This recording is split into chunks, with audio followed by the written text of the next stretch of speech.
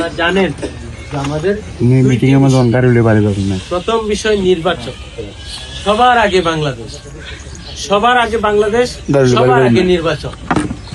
বাংলাদেশকে কেন্দ্র করেই আমাদের আগামী জাতীয় সংসদ নির্বাচন।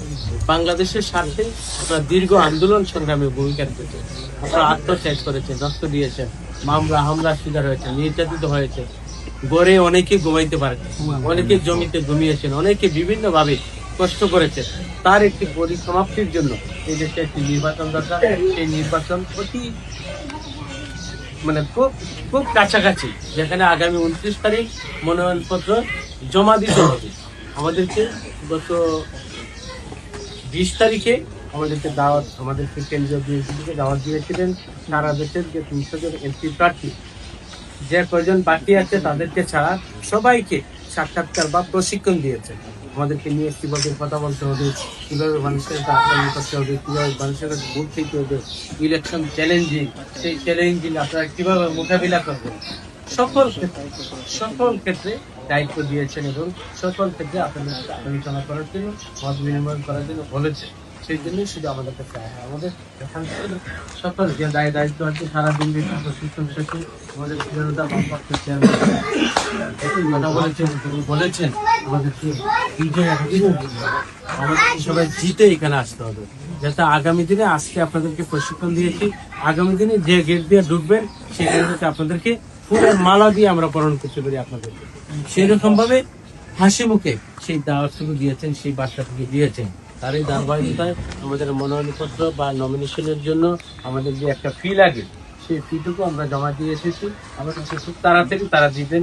গত কয়েকদিনে আমাদের বাংলাদেশের কিছু বিচিত্র ঘটনা ঘটেছে, সেই জন্য সবাই মর্মাহত, বিশেষ করে যে হাদি ভাইয়ের জন্য আমরা দোয়া চাই, দোয়া করব। আমাদের মা বেগম খালেদা জিয়ার জন্য দোয়া করব। আমরা সেই সমস্ত বিষয় নিয়ে সারা দেশে একটা বিব্রতকর পরিস্থিতি, সেগুলো ওভারকাম করার জন্য বিএনপি সহ দেশবাসী চেষ্টা করছে, অন্তর্বর্তী সরকার চেষ্টা করছে। তারপরেও কিন্তু আমাদেরকে এগিয়ে যেতে হবে, আমাদের মনোনয়ন ফরম কিনতে হবে। সেই লক্ষ্যে আমরা আপনাদের সাথে আমরা দোয়া চাই, অনুমতি চাই। সকলকে নিয়ে আজকে যারা আছে তার আরো বেশি মানুষ যাতে আসেন, তাদেরকে সাথে নিয়ে যাতে আগামীকালকে মনোনয়ন ফরম উঠাতে পারে, সেই লক্ষ্যে আপনাদের সাথে আলোচনা। আর নির্বাচনকে এগিয়ে নেওয়ার জন্য আমাদের উপজেলা ব্যাপী আমাদের একটা নির্বাচন পরিচালনা কমিটি অন্যান্য বছর যেভাবে হয় সেই ধারাবাহিকতা, সেই কমিটি করার জন্য এবং সেন্টার কমিটি করার জন্য আমরা সকলে যাতে সেন্টারে চলে যাই। আমাদের যদি ইউনিয়ন কমিটিটা 2 দিন পরেও করি কোনো অসুবিধা নেই। আমি আপনাদের কাছে অনুরোধ করবো, আপনারা যদি আজকে উপজেলা কমিটি আপনারা এখানে একটা বাস্তবায়ন করেন, যারা আছেন তাদেরকে সাথে নিয়ে, যারা আসতে পারেনি তাদেরকে সাথে রেখে আমরা একটা উপজেলা পর্যায়ে একটা নির্বাচন পরিচালনা কমিটি করব এবং সেই পরিচালনা কমিটি ধারাবাহিকতায় আমাদের ইউনিয়নের পরিচালনা কমিটি হবে এবং সেন্টার কমিটি হবে।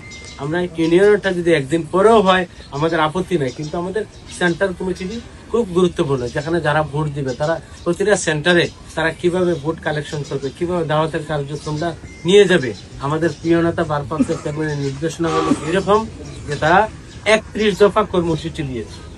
এই 31 দফা কর্মসূচি অনেক বিষয় আছে, অনেক জটিল বিষয় আছে যেগুলি সাধারণ মানুষ এত সহজে বুঝে না। সেখান থেকে দলের গুরুত্বপূর্ণ ব্যক্তিরা, এক্সপার্টরা বেছে 8টা বিষয়কে সামনে এনেছেন। সেই 8টা বিষয়ে 8টা পেপার তৈরি করা হয়। সেই পেপারগুলো সবার আগে যেটুকু পেপার, সেটা হলো মায়েদের জন্য ফ্যামিলি কার্ড।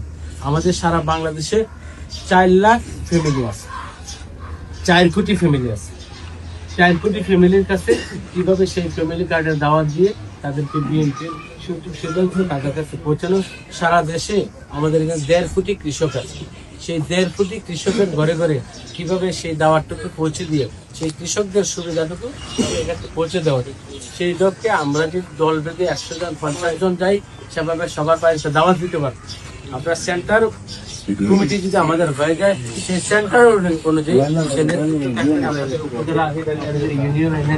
সেই বন্টন অনুযায়ী সেই সেন্টার কয়টা গ্রাম আছে, সেই গ্রাম যদি বড় থাকে 2 ভাগ করে 3 ভাগ করে যেভাবে মানুষের ঘরে ঘরে সেই দাওয়াতটুকু পৌঁছানো যায়, সেই লক্ষ্যে কাজ করার জন্য আমরা পরামর্শ দিয়ে দিই। এবং যাতে প্রত্যেকের করে দাওয়াতটা পৌঁছে, মানে প্রত্যেকটা মার কাছে, প্রত্যেকটা ফ্যামিলি প্রধানের কাছে, বিশেষ করে নারী সদস্যের কাছে এই দাওয়াতটা পৌঁছাইতো যে আমরা বিএনপি রাষ্ট্র ক্ষমতায় গেলে আমরা কিভাবে সংক্ষেপে আমরা এই কাজটুকু আমরা শুরু করবো, এবং প্রথম সপ্তাহ থেকে শুরু হবে। বিএনপি রাষ্ট্র ক্ষমতায় গেলে প্রথম সপ্তাহ বা প্রথম মাস থেকে শুরু করবেন আমরা বিএনপি পরিকল্পনা, আগামী দিনে বিএনপি পরিকল্পনা এই করবেন, এবং সরকারের আসার সাথে সাথে পরিকল্পনাগুলো বাস্তবায়ন হয় সেই লক্ষ্যে বাস্তবমুখী তারা কথা বলছে।